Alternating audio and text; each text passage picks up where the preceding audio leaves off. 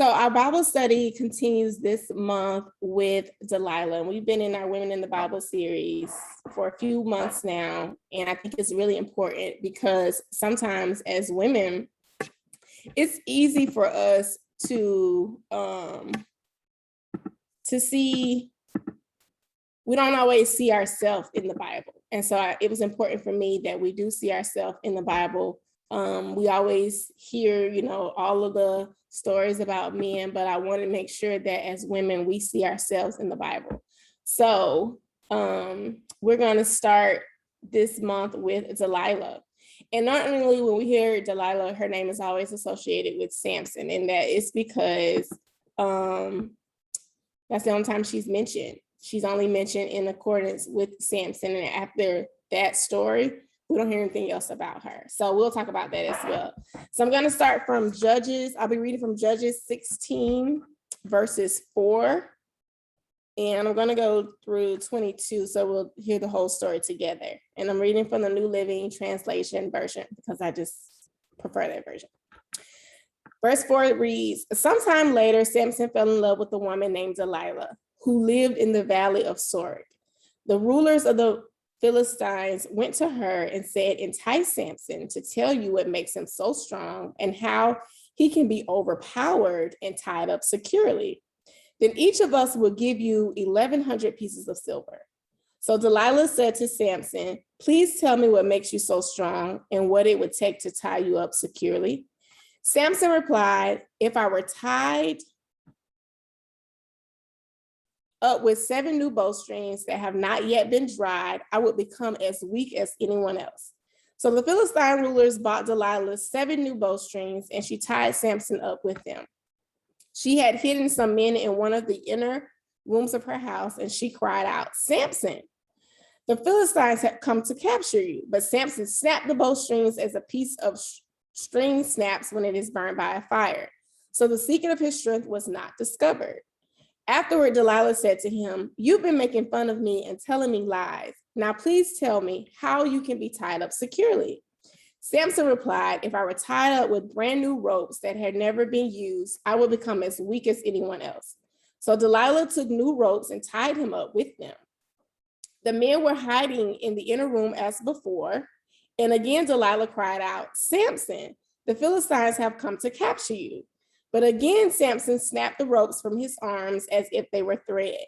Then Delilah said, 'You've been making fun of me and telling me lies. Now tell me how you can be tied up securely.' Samson replied, 'If you were to weave the 7 braids of my hair into the fabric on your loom and tighten it with the loom shuttle, I will become as weak as anyone else.' So while he slept, Delilah wove the 7 braids of his hair into the fabric. Then she tightened it with the loom shuttle. Again, she cried out, 'Samson, the Philistines have come to capture you.' But Samson woke up, pulled back the loom shuttle, and yanked his hair away from the loom and the fabric. Then Delilah pouted, 'How can you tell me I love you when you don't share your secrets with me? You've made fun of me 3 times now, and you still haven't told me what makes you so strong.' She tormented him with her nagging day after day until he was sick to death of it. Finally, Samson shared his secret with her. 'My hair has never been cut,' he confessed, 'for I was dedicated to God as a Nazirite from birth. If my hair were shaved, my strength would leave me, and I would become as weak as anyone else.' Delilah realized he had finally told her the truth, so she sent for the Philistine rulers. 'Come back one more time,' she said, 'for he has finally told me his secret.' So the Philistine rulers returned with the money in their hands. Delilah lulled Samson to sleep with his head in her lap, and then she called in a man to shave off the 7 locks of his hair. In this way, she began to bring him down, and his strength left him. Then she cried out, 'Samson, the Philistines have come to capture you.' When he woke up, he thought, 'I will do as before and shake myself free.' But he didn't realize the Lord had left him. So the Philistines captured him and gouged out his eyes. They took him to Gaza, where he was bound with bronze chains and forced to grind grain in the prison. But before long, his hair began to grow back." Okay, so typically when we hear about Delilah, we always hear in the negative sense of how she did Samson, rightfully so. But just to give you some background, the Philistine rulers were after Samson because he had some legendary strength. Like they had never met anybody with Samson who was so strong. And so they were looking for a chance to basically trap him to get him because he had been so strong. If you look at verse 5, it talks about how they went to Delilah, because at this point, the Philistine rulers realized, we're not going to be able to get him in our own strength. This man out here killing people with a jawbone. We're not going to be able to just run up on him and capture him. So we have to come up with something else. So what they decided that they would do, because they knew that a direct confrontation with Samson wouldn't be successful, they had to resort to some type of deceit in order to capture him. And so they used Delilah to accomplish this. How they knew that Delilah would be the one who could do this, the Bible doesn't give us any background, but I did a little research about her name, and it's interesting to me that Delilah's name means delicate or dainty one. But when you read the story, sis don't seem delicate at all. She seems very, she was very conniving. She was very deceitful. So it's interesting that her name means dainty one. But as a result of this story, you probably wouldn't find a person in this life whose name is Delilah because of how Delilah was in the Bible. And then I read that there's been so many movies that have been made about this story because it's so significant that this man would fall for a woman, tell all his secrets, and then she would betray him like this. And so when you look at verse 6, because one thing we always talk about when we hear Samson and Delilah, we knew Samson loved her, but the Bible never says that Delilah loved Samson. In fact, when it came down to it, and she was given a choice to trap him or to love him, she chose money. She had more of a love for the money than she did for her own integrity. So she was in love with something. But Jessica said she went to school with a Delilah. I have never met a Delilah in my whole life. But Delilah was in love with something, but it wasn't Samson. She was in love with money. And so some scholars say that in modern money, those 1,100 pieces of silver that she was offered would probably amount to about $15 million in today's time. So for $15 million, you had this man captured, bound, and they got his eyes out, right? So I thought it was interesting, this story, because there isn't a lot that the Bible says about Delilah. And it's possible that in the end, when Samson destroyed the city, that Delilah was destroyed along with it. Nobody knows because the Bible doesn't mention her anymore after Samson was captured. But 3 times she asked Samson, tell me where your strength lies. And he didn't tell her. So one of the things I think we need to realize in verse 15, she is telling Samson when she is like getting sick and tired, how can you tell me I love you when you don't share your secrets with me? You've made fun of me 3 times now, and you still haven't told me what makes you so strong. She's accusing him of lying, but she's the one who was lying. She's the one who didn't love him. She's the one who was keeping secrets. She was the one who was trying to make a fool of him, but she's accusing him of doing that to her. And sis pretended to just be nice to him and to be kind to him. All along, she had this deceitful plan that behind closed doors that she was hoping to get away from it. And the fact that she did not love Samson and yet expected him to destroy himself for her just to prove that he loved her. So I believe she had to know, nobody knew the source of Samson's strength. I believe they knew there was a reason why he did not publicly share that, but she challenged his love for her and was she was basically like, if you really love me, then you'll go against God to tell me where your strength lies, just to show me that you really love me. And if you're familiar with Samson's story, this is not the first time that he was tricked by a woman. I don't know what it was with Samson, but he had been through this before with the woman. And so Delilah wasn't the first woman, but he obviously hadn't learned his lesson, because here he is being tricked again. And then what is interesting in verse 17, and I want you all to take note, like, of Delilah's ability, or her, the power she had over Samson. So when he did finally tell her the truth in verse 17, instead of him running, because in my mind, there was a reason why you lied to her 3 times. You had to know that she was up to something. There was a reason why she wanted to know what was going on. But instead of running, tell her the truth, don't go to sleep, get out of there, you fell asleep in her lap. Right? So that was crazy. So here are the 3 things I think that we need to take from this story. Obviously, the first thing is Samson was blinded by lust way before he was physically blind. And so that teaches us that the deeper we allow ourselves to be influenced or to be enticed by sin, the more blind we will become spiritually. It just so happened that Samson became physically blind, but he was already spiritually blind, because at some point when you're in danger, the spirit does tell you, hey, something's not right here. But if you're allowing the glamour or the allurement of sin, or what appears to look better or seem better or to be more popular on the other side to entice you, then you will become spiritually blind too.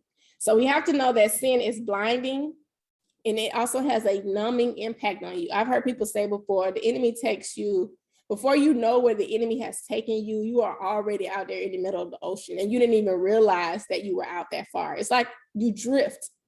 And so you don't even realize that you're out that far. And that's how sin is. It takes you further than you want to go. It holds you longer than you plan to stay. You pay way more than you wanted to pay.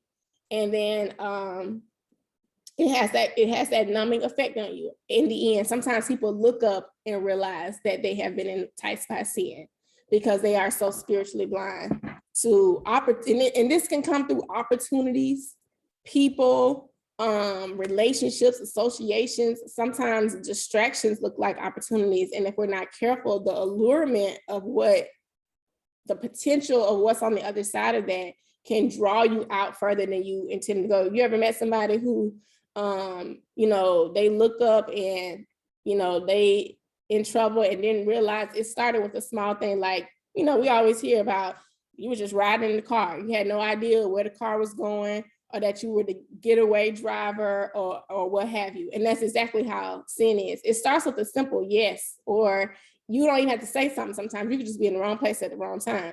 But when we do things where we're not conscious about the hold that sin can have on us, we can, like Samson, also become spiritually blind.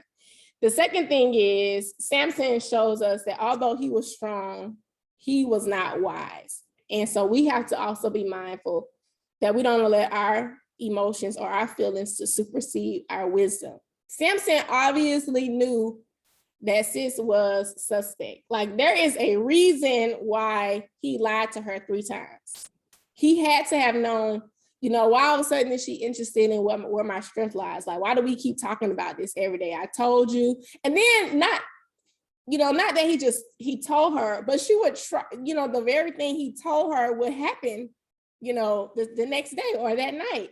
So he had to have known that something was going on, but because of his feelings, Samson dealt with lust. That was Samson's sin. He dealt with lust. So if you read a little bit more about Samson, he wasn't even supposed to be with the Philistine woman, but because he wanted her, his lust for her, he married a Philistine woman, and then I don't know what happened with that relationship. And then now here is Delilah, who is presumed to be another Philistine woman, but she's not from his nationality. So you're lusting after somebody that you're not supposed to be with. And then now your feelings for this woman have gotten in the way of your wisdom. And so how many times do we allow that to happen?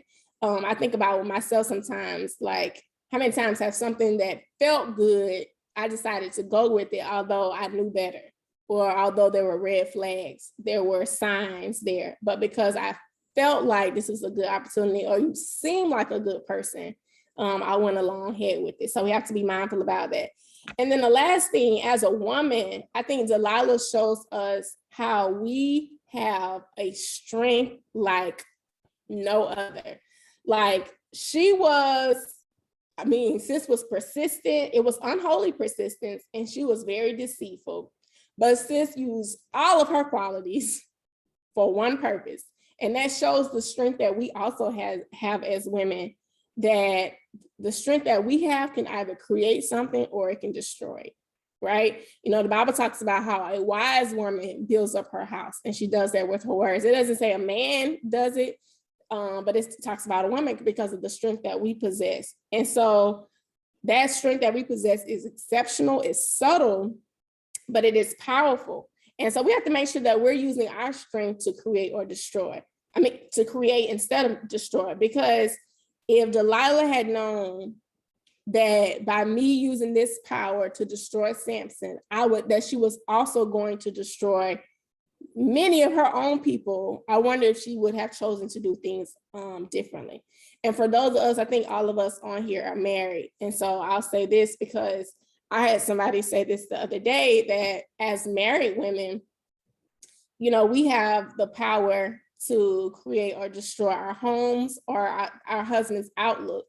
When people see Marcus Douglas, if he's if he's put together, or I don't know, however he shows up in the conversation, people don't know that sometimes behind closed doors, I've had to make him relax, calm that anxiety, calm that nervousness, give him the words. You just see the finished product. But that's because behind closed doors, as a woman, we possess that power to create.